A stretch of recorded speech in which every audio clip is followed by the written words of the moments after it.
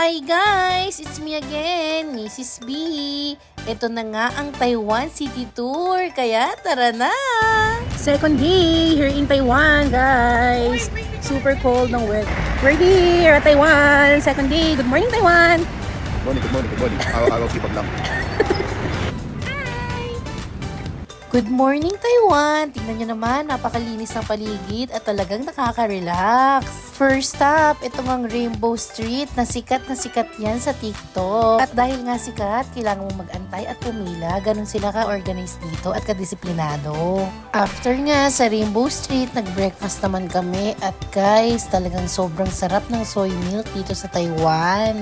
Medyo struggle lang sa pag-order sa menu, pero kasama talaga yan pag nagta-travel ka.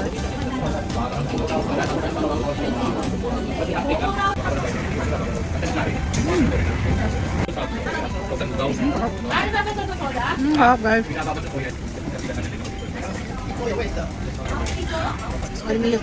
Super sarap ng soy milk.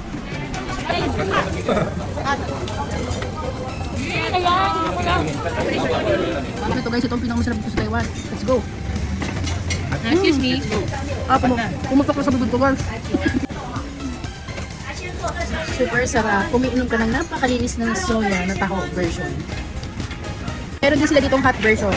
Ito yung hot version. Wow, relaxing.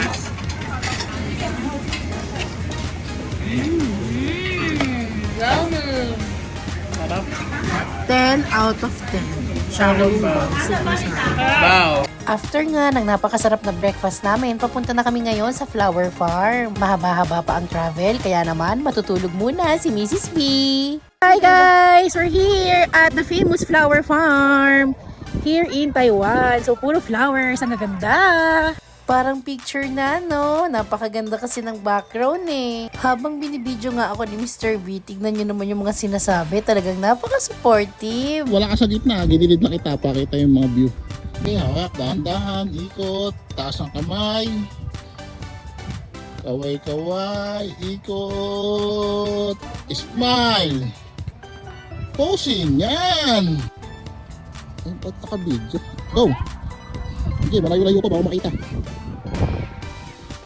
Bakit tumingin? Siyempre, hindi rin papahuli si Mr. B at kailangan umaura-aura din.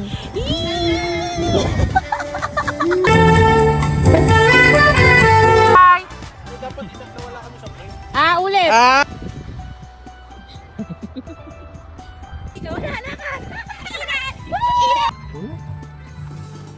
Ito ngang second day namin sa Taiwan, biglang uminit pero malamig pa rin ang hangin. Siguro kasi medyo malayo rin itong flower farm.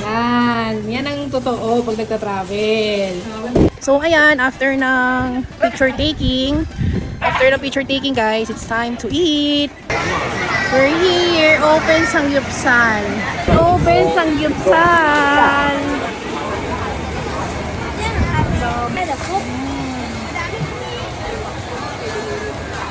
Para nga doon sa mga pupunta dito sa flower farm at gustong pumunta dito, pwede nyo ring i-avail itong unlimited sangyupsal nila. At kung magkano naman, 300 New Taiwan dollars lang per person.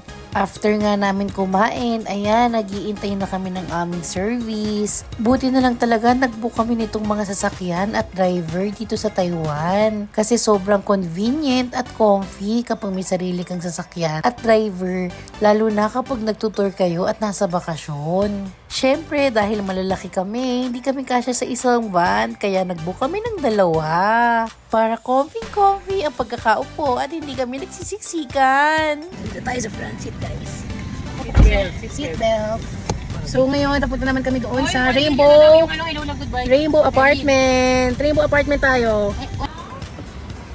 Okay, let's go. Next place. Camila, wow! Nakaban pa talaga. Sobrang convenient talaga pag may sasakyan kayo, lalo na pag nagte-travel at may kasamang bata. After nga namin sa Flower Farm, nandito naman kami ngayon sa Rainbow Family Village.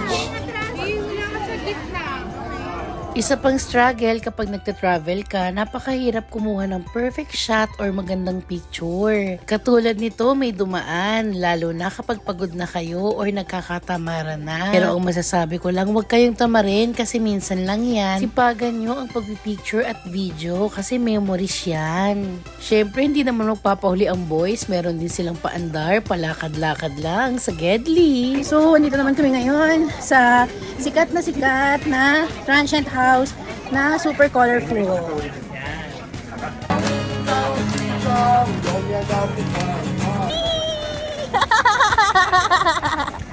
Oh, ayan na. Oh. Yum, yum. Sungit mo naman. Ay. Cheers! Naku guys, hindi ko na kayo naisama sa iba naming napuntahan kasi nga napagod na ako.